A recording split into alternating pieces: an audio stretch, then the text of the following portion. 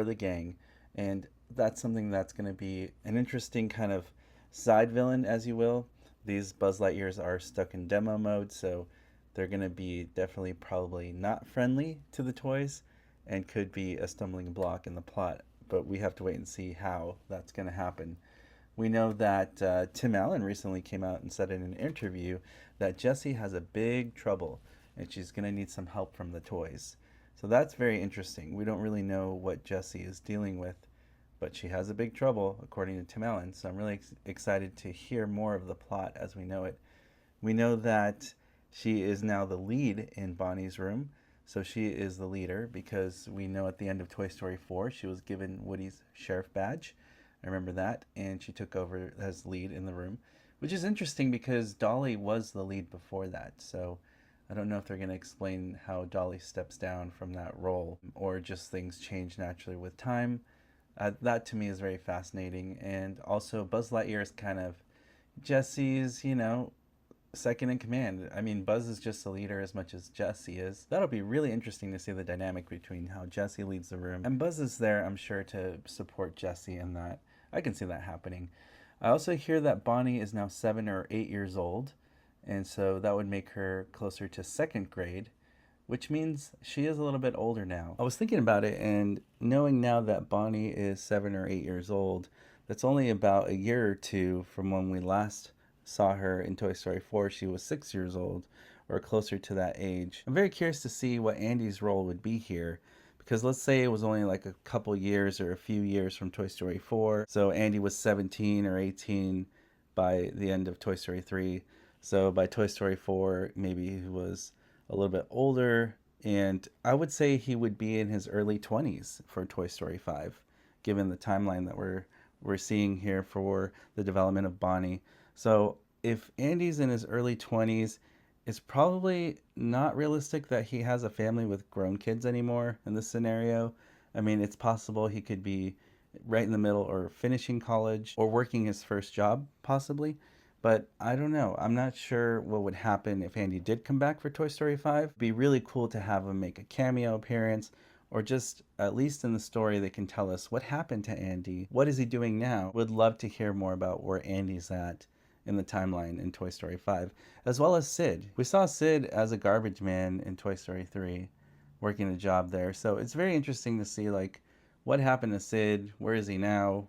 We don't know where his whereabouts are. So it'll be very interesting to hear what happens. It was announced that Bonnie is now addicted to a tablet, and it seems like the big problem is going to be tech versus toys, which was announced officially as a driving plot line. So Bonnie has a tablet device that she spends all her time on, and I'm assuming gives the toys way less playtime, but that's yet to be seen.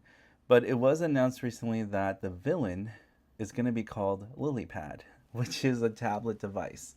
So how funny that we got a villain announcement. I would consider the 50 commemorative Buzz Lightyears in demo mode part villain, and I would consider Hey, howdy, hey partners, it's Today I Grew Up, and today I want to talk about some new looks for the characters that we love in Toy Story. Huge shout out to my friend Toy Story Emperor on Instagram. He's the one who actually alerted me about this new design that dropped on Amazon, and it was available as like a new t-shirt for Toy Story 5, but something happened and the t-shirt was removed. So maybe it was an early accidental release. From what I heard, nobody was actually able to buy it, including myself. So it looks like Buzz Lightyear has a sticker now over the Lightyear logo, because he's supposed to be like a deputy in Bonnie's room, as Jessie is a new sheriff. So she actually has Woody's sheriff badge, and then now Buzz looks like he has a little deputy badge over his Lightyear chest. And now what's interesting about Woody is that he looks like he's wearing a poncho, and it looks like a red bandana that was tied onto him. And it kind of reminds me of what Bo Peep did. You know, Bo Peep had a skirt and then turned it into like a cape. And so I think what Woody is doing here is, now that maybe he's rolling with Bo Peep, maybe even to match her a little bit, he has his own cape to match her, So that's a pretty cool look. I think it's definitely different. Tim Allen, the voice of Buzz Lightyear, recently was on a talk show saying that Woody now has a little bald spot in the back of his head. So cool. It's Jessie's story. It's about Jessie. She's in trouble, so Woody and I have to go find her, fabric cowboy that's balding. It's really funny because he's got a little bald spot now, and I just burnt. Oh, good. I don't know how a toy can have a bald spot, but it does. it. So I think that's pretty interesting. It kind of reminds me of Toy Story 2 vibes. You know, when Woody had a little bald spot in Toy Story 2 and the old man painted over it to look better. It's very interesting to see if that was like a joke, or maybe Woody has a little bald spot now on the back. It kind of reminds me of Toy Story 2 vibes. You know, when Woody had a little bald spot in Toy Story 2 and the old man painted over it to look better. It's very interesting to see if that was like a joke, or maybe Woody has a little bald spot now on the back of his head. And poor Woody still doesn't have a voice box now, as we know as of Toy Story 4. Let me know in the comment section below, what do you think about these little changes for our beloved characters, Jessie, Woody, and Buzz. As always, partners, thank you so much for watching, liking, and commenting on these videos. It really helps support what I do here on YouTube. If you'd like to continue to support me on this journey, all you have to do is hit that subscribe button. Hey, there you are. I am so happy to be here with you at Destination D23 at Walt Disney World Resort. Yes? All right. And I am thrilled to be your host for this year's studio showcase, giving you all an exclusive sneak peek at the stories coming from our studios into movie theaters and on Disney+. We're treating you to first looks, behind the scenes access, special guests and surprises, and as you can see, we're kicking it all off with Pixar. Here's a special message for, yes, Pixar, give it up. Here's a special message for you from our friends at Pixar Animation Studios. Can you believe that Toy Story is 30 years old? I was barely alive when it came out. Y'all laughed a little too loud at that. And for those of you who weren't born back then, let's try this again. Like me? Okay. But always wanted to experience it the way it was intended to be seen on the big screen. I have some exciting news for you. The original Toy Story is returning to theaters on September 12th. Yes, as part of the Toy Story 30th celebration. Not only that, coming this Thanksgiving is the return of something, or should I say, someone iconic to the skies. That's right, Buzz Lightyear is returning to the Macy's Thanksgiving Day Parade for the first time since 2013, this year with an updated look. Now you're the first audience to hear this exciting news and see this first look at the new Buzz balloon. He's ready to fly to infinity and beyond, or just down the streets of Manhattan. To celebrate Buzz's return, you all will receive a special commemorative lithograph featuring Buzz in the center, as well as Minnie Mouse and Spider-Man, who are also returning to the Macy's Thanksgiving Day Parade this year. Yeah. This special keepsake will be handed out at the end of the last presentation today at 5 p.m. You're all going to get one. Yeah. Now, there's more great Toy Story news on the way, because as Pete and Andrew mentioned, coming to theaters in 2026 is Toy Story 5! Yeah.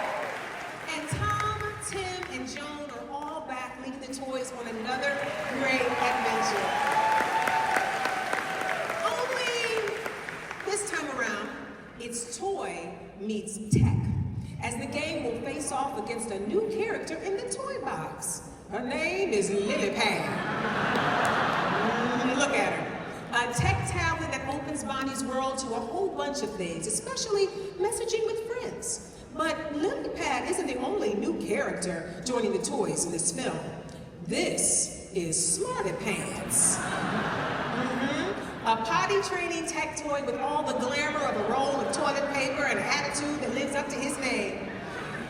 And if you didn't hear the news before, we are beyond excited to have him played by Conan O'Brien.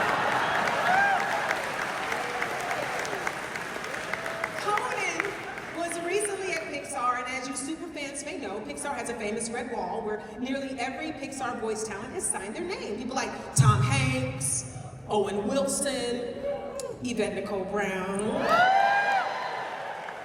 As soon as I make my way up north to sign the wall, because I did voice Coach Roberts in Inside Out too, yeah. But enough about me. Conan, always one of a kind, decided to sign his name somewhere else. Just take it in. Conan O'Brien instead decided to sign bathroom wall. This was a first, which only seems appropriate given his character is Smarty Pants. And finally, there is another new character I want to share with you today, or rather, 50 of them. We like to refer to them as the Multi-Buzz. 50 special edition high-tech Buzz Lightyear action figures who still think they're Space Rangers, not toys, and they're in search of Space Command, Star Command. Now, as you might expect, they will cause considerable problems for everybody, all right? Toy Story 5 comes out next summer, and I can't wait for you all to see it, but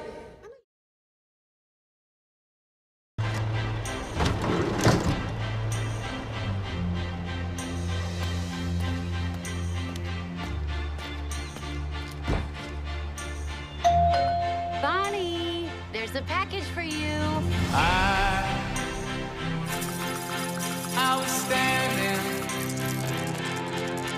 you were there. Two worlds collided, and they could never, ever tear us apart. Oh, thank you, thank you, thank you! Hi there, I'm Lilypad. Let's